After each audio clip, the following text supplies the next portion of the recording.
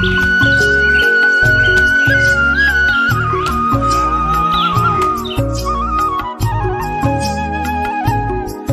समय पहले की बात है। एक छोटे से गांव में रामू नाम का गरीब किसान रहता था। वह बहुत ईमानदार और मेहनती था, लेकिन किस्मत उसका साथ नहीं देती थी। उसकी खेती से मुश्किल से इतना अन्न उपजता कि 2 वक्त की रोटी का जुगाड़ हो सके। फिर भी वह अपने जीवन से संतुष्ट था, क्योंकि उसकी पत्नी गौरी बहुत समझदार और स्नेही थी। लेकिन एक समस्या थी, गौरी की कोई संतान नहीं थी। गांव में इसे बहुत बड़ा अभिशाप माना जाता था। समाज के ताने और अपने मन की अधूरी इच्छा के कारण रामू ने दूसरी शादी कर ली। उसकी दूसरी पत्नी लता बेहद सुंदर थी, लेकिन उतनी ही चतुर और स्वार्थी। अब रामू की जिंदगी और कठिन हो गई, क्योंकि उसे 2 पत्नियों और घर के बढ़ते खर्चों का बोझ उठाना था।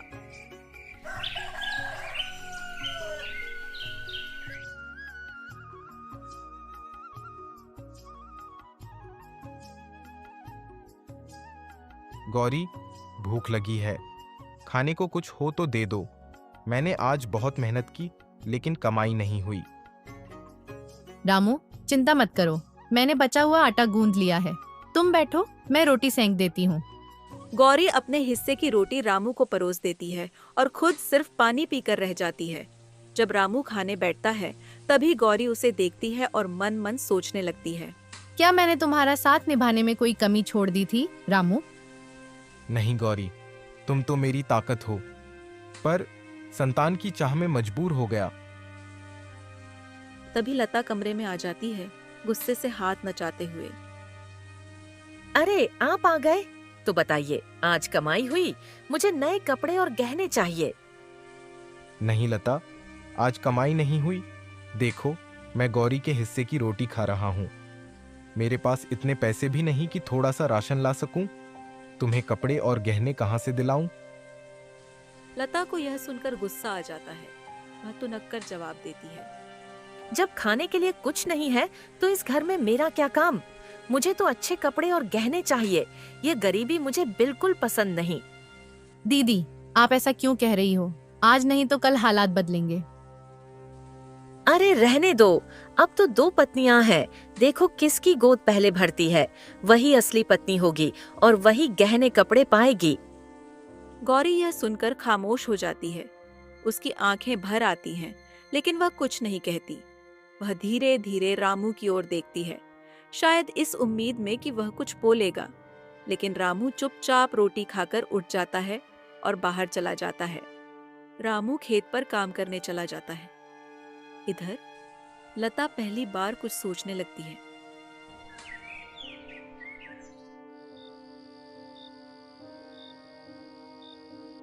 रामू जब भी आता है, गौरी ही उसके लिए खाना बनाती है। क्यों ना आज मैं ही कुछ रोटियां बना दूं? इससे रामू को लगेगा कि मैं भी उसका ख्याल रखती हूँ। वह धीरे धीरे रसोई में जाती है और कुछ रोटियां सेंकने लगती है। इतने में रामू लौट आता है। अरे वाह लता, तुमने आज पहले ही रोटियां बना दी। चलो, अब मुझे खाना दे दो, बहुत भूख लगी है। रामू बैठकर खाना खाने लगता है। लता उसके साथ बैठ जाती है, लेकिन दूर खड़ी गौरी यह देखकर मुस्कुरा देती है। उसे इस बात की खुशी थी कि लता को भी अब घर के काम में रुचि आ रही थी, लेकिन यह खुशी ज्यादा देर तक नहीं टिक पाई। लता, जो अब तक शांति से बैठी थी, अचानक अपना असली रंग दिखाने लगती है। रामू, क्या मैं तुम्हारी पत्नी नहीं हूँ? जब देखो तुम गौरी गौरी करते रहते हो। घर का सारा पैसा भी उसे ही देते हो। कभी मुझे भी कुछ दिया है? लता, जब तुम सजने संवरने से फुर्सत लोगी, तब ना मैं तुम्हें पैसे दूंगा। गौरी घर और मेरा ध्यान रखती है, इसलिए मैं उसे घर चलाने के लिए पैसे देता हूँ। लता को यह सुनकर बहुत गुस्सा आता है, लेकिन इससे पहले कि वह कुछ और बोले, गौरी धीरे से दोनों को शांत करने की कोशिश करती है। दीदी, अब से आप ही पैसे रख लेना। मुझे उन पैसों की जरूरत नहीं है। बस घर चलाने के लिए राशन ला दीजिएगा। हाँ, बहुत अच्छी बनने की कोशिश मत करो। मुझे तुम्हारी दया नहीं चाहिए। इतना कहकर लता गुस्से से उठकर चली जाती है गौरी का चेहरा उतर जाता है, लेकिन वह चुप रहती है। रामू उसकी मायूसी देखकर उसके पास आता है और हल्की मुस्कान के साथ कहता है, गौरी, उसकी बातों का बुरा मत मानो। लता अभी इतनी समझदार नहीं है। गौरी उसकी बात सुनकर हल्के से मुस्कुरा देती है, लेकिन उसका मन भीतर से व्यथित था। लता अकेले बैठी थी, लेकिन उसका मन शांत नहीं था। अगर ऐसा ही चलता रहा तो मुझे कभी कुछ नहीं मिलेगा। न अच्छे कपड़े, न गहने, न अच्छी जिंदगी। मुझे कुछ करना होगा, नहीं तो मैं बस गरीब की गरीब ही रह जाऊंगी। तभी दरवाजे पर हल्की सी आहट होती है। गौरी अंदर आती है। उसकी आंखों में कोई शिकवा नहीं, बल्कि सिर्फ स्नेह था। दीदी, आप मुझसे नाराज हैं। नहीं नहीं, मैं नाराज क्यों होने लगी? ठीक है, फिर चलो खाना खा लो। मैंने आपकी पसंद का खाना बनाया है। इस घर में मेरी पसंद का खाना कब से बनने लगा? जहाँ मुझे 2 वक्त का खाना ठीक से नहीं मिलता, वहाँ मेरी पसंद के खाने की क्या बात कर रही हो? रख दो, बाद में खा लूंगी। लता के ताने सुनकर गौरी चुपचाप वहां से चली जाती है। गांव में दिन पर दिन बीतते जा रहे थे। रामू अपने खेतों में मेहनत करता, लेकिन घर लौटते ही वही रोज की नोकझोंक उसका इंतजार कर रही होती। गौरी हमेशा उसकी चिंता करती, लेकिन लता उसे अलग ही कहानी सुनाती थी। रामू का मन अब धीरे धीरे थकने लगा था। वह हर दिन की इस खींचतान से परेशान हो चुका था। एक शाम रामू घर के आंगन में बैठा था, सिर झुकाए गहरी सोच में डूबा हुआ। यह देखकर लता को एक चाल चलने का मौका मिल गया। वह धीरे धीरे रामू के पास आई और उसके पास बैठ गई। रामू, तुम इतने परेशान क्यों लग रहे हो? सच बताओ, क्या तुम्हें कभी यह नहीं लगा कि गौरी सिर्फ दिखावा करती है? क्या मतलब? देखो ना, वह खुद तो अच्छे से खाती है और तुम्हें हमेशा भूखा रखती है। अगर उसे सच में तुम्हारी चिंता होती तो अब तक कोई उपाय निकालती। शायद लता सही कह रही है। मैं दिन भर मेहनत करता हूँ, फिर भी कभी भरपेट खाना तक नहीं मिलता। लता ने देखा कि उसके शब्द असर कर रहे हैं, तो उसने और तीखा वार किया। तुम ही सोचो, तुम उसे ही घर चलाने के लिए पैसे देते हो, फिर भी घर की हालत नहीं सुधरती। अच्छा खाना तक नहीं बनता, आखिर पैसे जाते कहाँ हैं? रामू की आंखों में उलझन थी। तुम ठीक कह रही हो लता। मैं इतना कमाता हूँ, फिर भी कभी चैन से खाना तक नहीं खा पाया। भगवान मुझसे क्या चाहते हैं? भगवान ने तुम्हारी परेशानियां दूर कर दी रामू।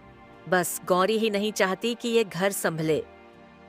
पीछे खड़ी गौरी यह सब सुन रही थी। उसके हाथ से पानी का लोटा गिर गया, लेकिन रामू और लता ने ध्यान नहीं दिया। उसकी आंखों से आंसू बह निकले। बिना कुछ कहे वह वहां से चली गई। रात का समय। गौरी ने खुद को संभाला और हमेशा की तरह खाना बनाने में लग गई। जब वह भोजन लेकर आई तो उसने धीरे से पूछा, रामू, आपके लिए खाना लाऊं? लेकिन इस बार रामू का व्यवहार अलग था। उसकी आंखों में अब गौरी के लिए संदेह था। रहने दो, लता मुझे खाना लाकर दे देगी। गौरी स्तब्ध रह गई। उसने कभी नहीं सोचा था कि रामू उससे इस तरह बोलेगा, लेकिन उसने कोई विरोध नहीं किया। अरे लता, मेरे लिए खाना लाओ। लता मुस्कुराई, जैसे उसकी चाल काम कर गई हो। वह रसोई में गई, रोटियां और सब्जी लाई और रामू के सामने परोस दी।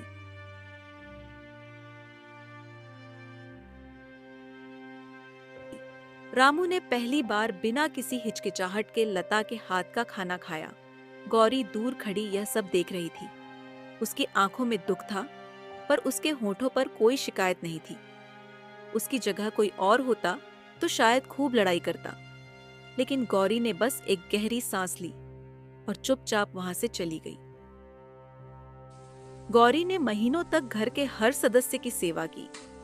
वह रोज खाना बनाती, लेकिन लता हमेशा उसे अपना बनाया हुआ बताकर तारीफें बटोर लेती। रामू भी हर बार लता की बातों पर विश्वास कर लेता और गौरी की मेहनत को नजरअंदाज कर देता। एक दिन जब सब साथ बैठकर खाना खा रहे थे, लता फिर बोली, कैसी बनी रोटियां रामू? मैंने बनाई है। यह सुनकर गौरी का धैर्य जवाब दे गया। उसने दृढ़ आवाज में कहा, दीदी, यह रोटियां मैंने बनाई हैं। फिर भी आप हर बार अपना क्यों बताती हैं? अरे, घर का काम तो मैं देखती हूँ, इसलिए मैंने ही बनाई, समझी? रामू ने लता की हाँ में हाँ मिलाते हुए कहा, गौरी, जब लता ने बनाई है तो तुम बेवजह झूठ क्यों बोल रही हो? रामू के शब्द गौरी के दिल में तीर की तरह चुभ गए। उसकी आंखें नम हो गईं। वह सोचने लगी, जब इस घर में मेरी मेहनत की कोई कदर ही नहीं, तो मैं यहाँ क्यों रहूं? रात होते ही जब सब गहरी नींद में थे, गौरी चुपचाप अपना सामान उठाकर घर से निकल गई।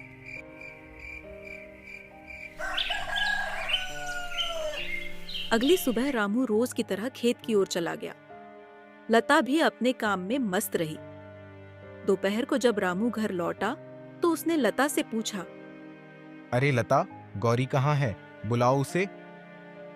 अरे, सुबह से ही नहीं दिखी, शायद खेत गई होगी तुम्हें बुलाने। अच्छा, पहले खाना दे दो, बहुत भूख लगी है। लता अचानक घबरा गई क्योंकि उसने कुछ बनाया ही नहीं था। वह हड़बड़ाकर बोली, अरे, घर में तो आटा ही नहीं है, तो खाना कैसे बनता? ठीक है, मैं राशन लेने जाता हूँ। जैसे ही वह बाजार पहुंचा, राकेश नाम का एक आदमी उसे रास्ते में मिला। अरे रामू भाई, गौरी दीदी घर पर हैं या नहीं? क्यों, क्या हुआ? कल आधी रात मैंने उन्हें सामान लेकर जाते हुए देखा था।